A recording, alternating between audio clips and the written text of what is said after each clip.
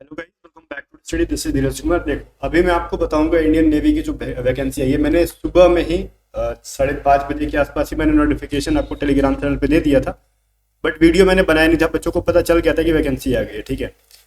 तो एमआर और एसएसआर दोनों की वैकेंसी है। मैं दोनों के बारे में आपको बताऊंगा, ठीक है। कैसे प्रिपरेशन किस तरीके से करना होता है, सिलेबस क्या है, एलिजिबिलिटी क्या है, कौन बच्चा फॉर्म फिलअप कर पाएगा, height weight boys and girls दोनों की, वेट छोड़ो, हाइट गर्ल्स एंड बॉयज दोनों की क्या चाहिए, क्या क्या एलिजिबिलिटी चाहिए, ये सब चीज़ों को बताऊंगा, एमआर की भी एसएसआर की, ठीक है।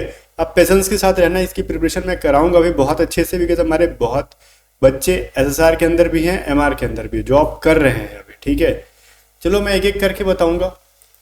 मैं अक्सर अपने बच्चों की स्क्रीनशॉट दिखाते रहता हूँ, ट्रेनिंग कंप्लीट करके आते हैं तो। अभी अब बारी आपकी है जाने की। सबसे पहले ना हम एमआर के बारे में बात करेंगे, ठीक है। ये दोनों शायद एसएसआर की नोटिफिकेशन है, ये रही आपकी एमआर की नोटिफिकेशन, ठीक है। एमआर की पहले बता देता हूँ, एमआर की इसलिए पहले बता देता हूँ ना, क्योंकि जितना भी बच्चा 10th पास है, 12th में कुछ भी है उसका कोई मैटर नहीं करता। आप आर्ट्स पढ़े हो, चाहे आप साइंस पढ़े हो, चाहे कॉमर्स पढ़े हो, कुछ भी पढ़े हो, मतलब ही नहीं है 12th वाले से, क्योंकि क्या है 10th पास के लिए है। तो इसमें सारे एलिजिबल हैं। सिर्फ 10th के अंदर आपके पास कितने परसेंट होने चाहिए? 50%। अब सब्जेक्ट वाइज आपके क्या मार्क्स हैं, यहाँ पे कोई मतलब नहीं है। यहाँ पे देखो ना, दो चीजें मैं दिखाऊंगा। एजुकेशनल क्वालिफिकेशन सबसे इंपॉर्टेंट है। Candidate must have passed matriculation examination with minimum 50% marks aggregate from the boards of school education recognised by ministry of education government of India. अब आपके इंग्लिश में कितने हैं, मैथ्स में कितने हैं, फिजिक्स में कितने हैं, इससे कोई मतलब नहीं है। फिजिक्स तो कुछ होता नहीं, साइंस कह लो। बस ओवरऑल आपके 10th के अंदर क्या है बच्चा, 50% के साथ अगर आप पास हो तो आप इसके लिए एलिजिबल हो। अब इसकी फॉर्म 29 मार्च से लेके 10 अप्रैल के बीच में भरी जाएगी, दोनों की, एसएसआर एंड एमआर दोनों की, ठीक है। अभी डेट ऑफ बर्थ के बारे में बता देता हूँ। इसकी डेट ऑफ बर्थ जो है ना, देखो 3 वैकेंसी एक साथ लेके आए हैं ये, 02/2025, 01/2025, 02/2025। एग्जाम तीनों का एक ही में हो जाएगा, अलग अलग नहीं होगा। एक फायदा है कि पहले वाले का रिजल्ट देंगे, ध्यान से सुनना, पहले वाले का रिजल्ट देंगे, अगर उसमें आप नहीं हो पाते हो ना तो आप डायरेक्टली आउट नहीं होगे। उसी मार्क्स के बेस पे ना अगले वाले का रिजल्ट देंगे, उसी मार्क्स के बेस पे तीसरे वाले का रिजल्ट देंगे। ऐसे ही इन्होंने पहले भी किया था, ओके। तो फिर ये अच्छी अपॉर्चुनिटी है कि 3 वैकेंसी को एक साथ लेके चल रही है लोग। पहले वाले के लिए देख लो, 1 सितंबर 2004 से लेके 29 फरवरी 2008 तक की डेट ऑफ बर्थ वाला बच्चा भर पाएगा। फिर 1 फरवरी 2025 से लेके 31 जुलाई 2008 तक है, तो भी आपका भर पाओगे। तो कुल मिला के सुनो, मैं आपको ना ऐसे नहीं बता रहा हूं। अगर आपका डेट ऑफ बर्थ 1 सितंबर 2004 है और मिनिमम 1 सितंबर 2004 है, ठीक है, और मैक्सिमम क्या है 31 दिसंबर 2008, इस डेट ऑफ बर्थ तक के बच्चे फिल कर पाएंगे, ठीक है। तो इस रेंज में अगर आप आते हो तो आप फिल कर पाओगे। अब मान लो किसी का 1 सितंबर से कम है, तो ऑब्वियस सी चीज़ है, इन दोनों के लिए एलिजिबल है वो 1 फरवरी है, ठीक है। तो मतलब वो बाकी के लिए भी एलिजिबल हो जाता है। तो इसलिए कह सकते हैं किसी ना किसी के लिए आप एलिजिबल हो। अब ये चीज़ है ना कि मान लो आप पहले वाले के लिए एलिजिबल नहीं होते हो, ठीक है, पहले वाले के लिए, सॉरी मैं ये बोल रहा हूँ कि अगर मान लो किसी एक के लिए आप एलिजिबल नहीं होते हो तो क्या, तो उस सिचुएशन में ये हो सकता है ना कि आपके इस वाले में रिजल्ट ना आए।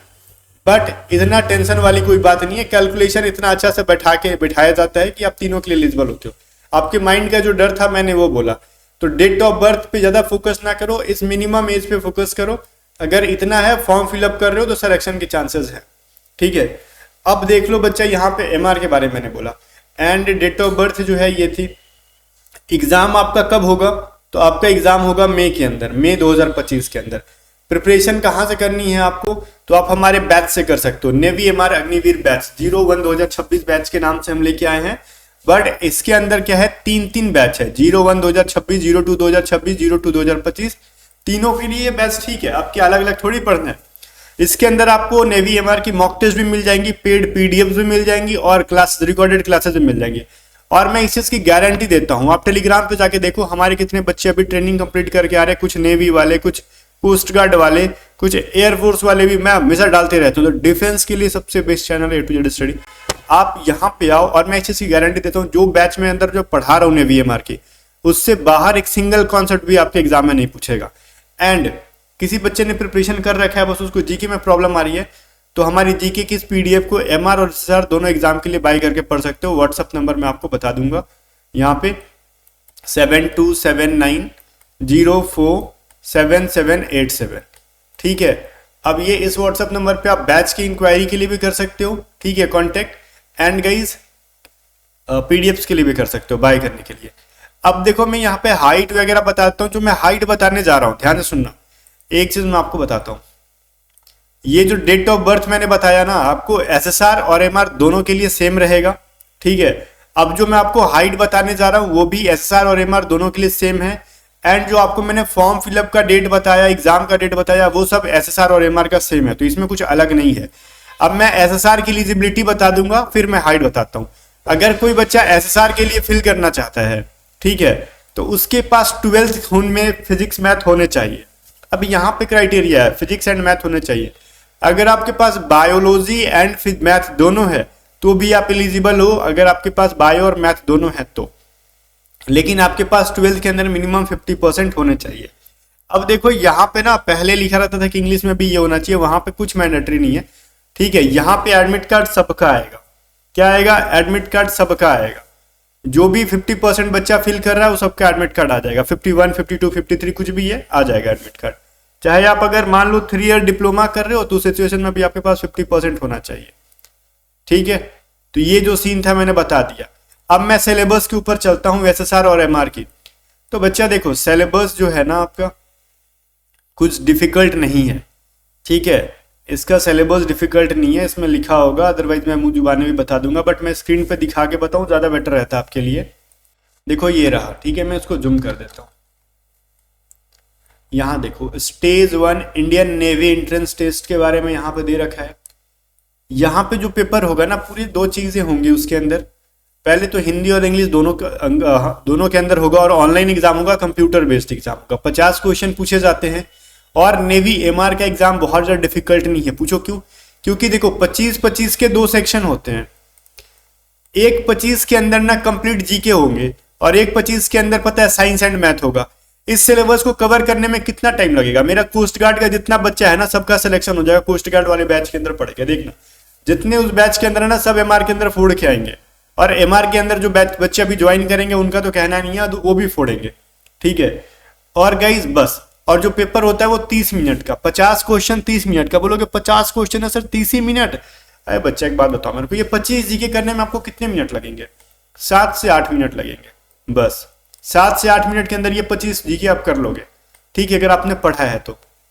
बाकी के 25 सवाल करोगे आप, आपके पास कैसे भी नहीं तो 20 मिनट से ज्यादा बचेगा। तो 20 में तो देखो गाइस यहाँ पे ना 10 से 12 तो आपके पास साइंस ही होगा, फिर आपके पास 13 के आसपास मैथ होगा। तो 13 सवाल बनाने में आपको 13 मिनट, और मान लो 10-12 मैथ जीके या फिर साइंस बनाने में कितना मिनट लगेगा? 5-6 मिनट। तो भी आपके पास टाइम अच्छा खासा बच जाएगा। तो कुल मिला के टाइम ठीक है, पेपर इजी है, बशर्ते कि आप पढ़ कहां से रहे हो ये डिपेंड करता है। मैंने बहुत ज्यादा ऐसे बच्चे देखे हैं ना, एक्चुअली आवाज बीच में कट रहा था। एक्चुअली क्या होता है ना, कुछ बच्चे ऐसे होते हैं जो इधर उधर बैचेज ज्वाइन कर लेते हैं और एग्जाम के टाइम कहते हैं सर हमने यहाँ बैच ज्वाइन किया था और हमारी प्रिपरेशन खराब है। तो ये चीज थोड़ा सा बचना, ठीक है। सस्ते में देख के 200-300 में बैचेज बहुत लॉन्च होंगे अब। और मेरी ये बैच ना पिछले महीने से मैंने स्टार्ट कर रखा है, इसमें मैंने मैक्सिमम क्लासेस अपलोड कर दी और कुछ क्लासेस रह गए अपलोड करने के। तो थोड़ी सी चीज़ों को ना प्राइस कम दे, सुने हो लाइफ में, सस्ता रोए बार बार महंगा रोए एक बार, वही चीज़ है। एक बार आपको थोड़ी सी प्राइस तो हाई पे करनी पड़ती है, बट कंटेंट जो मैं दूंगा वो दूसरा कोई नहीं दे सकता है। बाकी चीज़ें ठीक है, हर क्वेश्चन 1 नंबर का होगा, एंड आप गलत करते हो तो यहाँ पे आपको नेगेटिव मार्किंग भी है 0.25 की, ठीक है। एंड गाइज यहाँ पे अगर डिटेल सिलेबस तो नहीं दे रखा है इसके अंदर, बट ठीक है, डिटेल सिलेबस के ऊपर मैं बता दूंगा, मैंने एग्जाम पैटर्न बता दिया। देखो डिटेल सिलेबस अगर आपको देखना है तो इंडियन कोस्ट गार्ड की इंडियन नेवी की वेबसाइट पर भी जा सकते हो, या फिर साइंस में क्या ही पूछेंगे, 10th 12th नहीं 10th level 9th 10th level की जितनी भी साइंस आती है ना वो सब पूछेंगे, जनरल साइंस, ठीक है। जीके का कोई और छोर नहीं है, ठीक है। तो इसके लिए अगर आप सेल्फ स्टडी कर रहे हो लूसेंट बुक से जा सकते हो, और साथ में हमारी इस पीडीएफ को पढ़ सकते हो, क्योंकि ये पीडीएफ ही बहुत वास्ट हो जाएगा आपके एग्जाम के लिए, सफिशियंट है। एंड मैथ में प्रॉपर तरीके से मैथ पूछेंगे वो लोग, तो मैथ के लिए तो क्लास करना ही पड़ेगा आपको, जहां से अच्छा लगे कर सकते हो, एंड प्रिपरेशन को बूस्ट कर सकते हो, ठीक है। अब मैं बता देता हूँ आपको एसएसआर के लिए। तो एसएसआर की चीजें मैंने बता दी गई, क्वालिफिकेशन क्या है ये बता दिया, साथ में आप अनमैरिड होने चाहिए, दोनों के लिए बॉयज एंड गर्ल्स दोनों एलिजिबल है। देखो यहाँ पे ना बॉयज एंड गर्ल्स दोनों एलिजिबल है, ठीक है, तो ये चीज है। एंड हाइट क्या चाहिए मैं वो बता देता हूँ। देखो यहाँ पे हाइट भी लिखा रहता है, मैं चाहता हूँ कि सब चीजों को स्क्रीन पे दिखा दिखा के आपको बताऊं ताकि लगे कि हाँ कुछ भी चीज ना अपने आप से नहीं बोल रही है। एसएसआर और एमआर की हाइट दोनों की सेम रहती है, ये रहा minimum height standard for male and female 157, दोनों के लिए 157। बोलोगे अच्छा ठीक है, एमआर का आपने दिखाया नहीं, एसएसआर का दिखा रहे हो। इसमें कुछ अलग नहीं होगा बच्चा, चीजें वही रहती हैं, ठीक है। देखो minimum height standards for male and female 157। Eyes आपकी 6x6 चाहिए, यहाँ पे इन्होंने लिखा क्या है कि 6x12 लेंगे, इस पे फोकस मत करना, आपको 6x6 दोनों आग चाहिए, ठीक है, बॉयज एंड गर्ल्स दोनों, अदरवाइज तांडव करते हैं मेडिकल में ये लोग, ठीक है। तो नेवी का मेडिकल थोड़ा सा अलग है।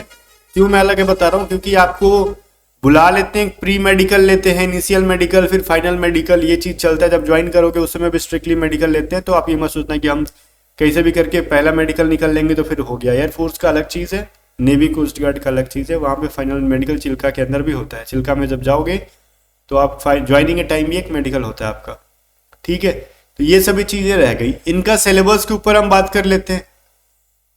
स्टेज 2 में भी देखो रिटेन होता है, तो वो स्टेज 1 वाला ही होता है, कुछ अलग नहीं है उसके अंदर, ठीक है। उसमें कोई नेगेटिव मार्किंग तो नहीं होता है स्टेज 2 के अंदर। स्टेज 1 के अंदर जो आपका एग्जाम होगा ये 100 क्वेश्चन होंगे। 100 क्वेश्चन में ये भी बाइलिंगुअल होगा, हिंदी इंग्लिश दोनों में। 25 इंग्लिश रहेगा, 25 साइंस, साइंस बोले तो 12th लेवल की फिजिक्स, ठीक है। मैथमेटिक्स 25 रहेंगे 12th लेवल की। जनरल अवेयरनेस रहेंगी 25, जो एमआर का होता है उसी टाइप का जनरल अवेयरनेस, ठीक है। और जनरल अवेयरनेस के अंदर कुछ रीजनिंग डाल देते हैं ये लोग 2 4 5, ठीक है। तो ये थोड़ा सा रीजनिंग भी पढ़ लेना होगा आपको। ये हालांकि जल्दी कोई बताता नहीं है, मैं बता रहा हूँ आपको कि रीजनिंग पढ़ लेना, अदरवाइज 4-5 नंबर छट जाओगे, ठीक है, छूट जाएगा आपका। एंड गाइस 12th लेवल के पूरे होंगे। सैंपल पेपर ये लोग पेपर वेबसाइट पर दे रखे हैं। ड्यूरेशन 1 घंटे का एग्जाम होगा बच्चा।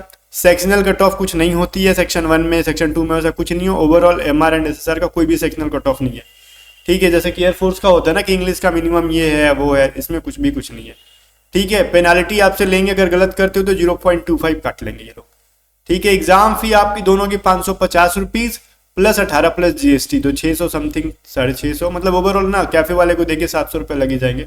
इसमें भी देखो वही चीज होगा आपका एग्जामिनेशन फी, यहाँ पे दे ही रखा होगा इसने भी, वही है देखो 550 प्लस 18 प्लस जीएसटी, 18% जीएसटी। तो जो चीजें थी मैंने आपको बताई, 650 तो आपका ऐसे ही हो गया, बाकी 50-100 रुपये वो भी ले लेगा ना कैफे वाला, अगर फिल कराते हो तो वो लेगा, मतलब 750 लेता है तो 700 हो जाएगा, और क्या। तो ये सब चीज रह गई। बाकी देखो एग्जाम डेट के ऊपर अगर फिर से मैं बात कर दूं आपको किस सीक्वेंस में आपका एग्जाम होने वाला है। देखो पहले आपका जो एक फॉर्म फिलअप होगा दोनों का 29 मार्च से लेकर 10 अप्रैल के बीच में, करेक्शन विंडो 14 से 16 अप्रैल के बीच में। अगर कुछ गलती हो जाती है तो एग्जाम आपका फेज 1 होगा, स्टेज 1 25 मई के अंदर 2025 में, रिजल्ट भी मई में दे देंगे। मतलब क्या है, मई के स्टार्टिंग में ही आपसे एग्जाम लेंगे और मई के एंड तक रिजल्ट देंगे। स्टेज 2 ये लोग जून में बुलाएंगे, ठीक है, जून में बुलाएंगे आपसे, स्टेज 2 ले लेंगे। एंड इंडक्शन जो आपका कराएंगे चिल्का में वो सितंबर में करा लेंगे, ठीक है। तो ये भी क्या है भाई, स्टेज 2 किस चीज के लिए, 02 2025 के लिए, 02 2026 01 2026 का स्टेज 2 अलग से होगा। देखो एक चीज मैं आपको समझाता हूँ, कंफ्यूज मत होना। जो ऑनलाइन एग्जाम होगा वो एक बार होगा, ठीक है। ऑनलाइन एग्जाम का रिजल्ट आ जाएगा, उसमें से कुछ लोगों को ना ये 02 2025 के लिए बुलाएंगे, बाकी लोगों को डायरेक्टली फेल नहीं कहेंगे, ठीक है। डायरेक्टली फेल नहीं कहेंगे, आपको वेट करने के लिए कहेंगे। 02 2025 वाली भर्ती जैसे इस सितंबर तक कंप्लीट करेंगे ये लोग ना, सितंबर 2025 तक, उसके बाद फिर से रिजल्ट देंगे और उस रिजल्ट में कॉल अप लेटर बुलाएंगे स्टेज 2 के लिए, स्टेज 01 2026 बैच के लिए। इन्हीं बच्चों में से जिसने एक सारा एग्जाम दे रखा है उन्हीं में से बुलाएंगे और फिर उसको ना फरवरी 2026 तक क्लियर करेंगे। इस दौरान फिर दूसरी वैकेंसी नहीं आएगी, इसके लिए रेडी रहना। इस दौरान कोई दूसरी भर्ती नहीं आएगी, इसी में से 3 भर्ती ये लोग चला रहे हैं, इनका पैसा बचेगा, सही चीज है, ऑनलाइन एग्जाम का पैसा बचा रहे हैं, अच्छी चीज है, ठीक है। और अच्छी है ना कि आप एक बार पेमेंट कर रहे हो 500-600 का और 3 वैकेंसी को टैकल कर रहे हो, और उनसी में से मान लो ना किसी का अगर रिजल्ट रह जाता है तो उसको फिर से और मौका मिलेगा 02/2026 के अंदर। तो ये 3 वैकेंसी को एक साथ लेके चल रही हैं लोग, ठीक है। तो इन सभी चीजों को जब फॉर्म फिलअप होगी तो उसके बारे में हम फिर से बताएंगे कि डॉक्यूमेंट क्या चाहिए ये वो। तब तक लिए 2-3 चीजों को आप फिल कर लो, मैं बना के रख लो। वैसे तो आपका रिसेंट का डोमिसाइल सर्टिफिकेट बनवा लो, सारा बच्चा डोमिसाइल बनवा लेना अपना, ठीक है। बाकी आईडी वाईडी अगर कुछ गलत है तो सुधार लेना। बाकी एयरफोर्स को तो भरे ही होगे, तो डॉक्यूमेंट रेडी होगा तो डोमिसाइल बनवा के रख लो अपना। यही एक बचा खुचा रहता है कि डोमिसाइल में प्रॉब्लम होता है। कास्ट सर्टिफिकेट वगैरह कोई लफड़ा है नहीं इसके अंदर, ठीक है। बाकी एसएसआर के लिए हम लोग बैचेस लॉन्च करेंगे इंग्लिश का एंड जीके का, बट मैथ फिजिक्स का नहीं, वो भी बहुत ही मिनिमम प्राइस के साथ। बट एमआर की जो वैकेंसी है, अब बैच है, ये भी स्टार्ट है। आप इसमें प्रिपरेशन करो और सिलेक्शन की गारंटी मैं लेता हूं। अगर आप अच्छे से पढ़ोगे तो आपका रिजल्ट होगा, तीनों में से किसी ना किसी के अंदर तो होगा, इस चीज की गारंटी मैं लेता हूं। आप बस पढ़ो, आप बस पढ़ो, क्योंकि इस बैच से पढ़ के जाओगे ना तो स्टेज 1 एंड स्टेज 2 में जब बुलाएंगे ना उसकी भी प्रिपरेशन साथ साथ में हो जाएगी। अगर बैच में जुड़ने से कुछ प्रॉब्लम आ रही है, जैसे ऐप में यूज करने नहीं आ रहा है, व्हाट्सअप करके पूछ लो 7279047787 पे। मिलते हैं गाइस नेक्स्ट वीडियो में, तब तक के लिए बाय बाय। वीडियो को लाइक शेयर कर देना, स्टडी को सब्सक्राइब करना।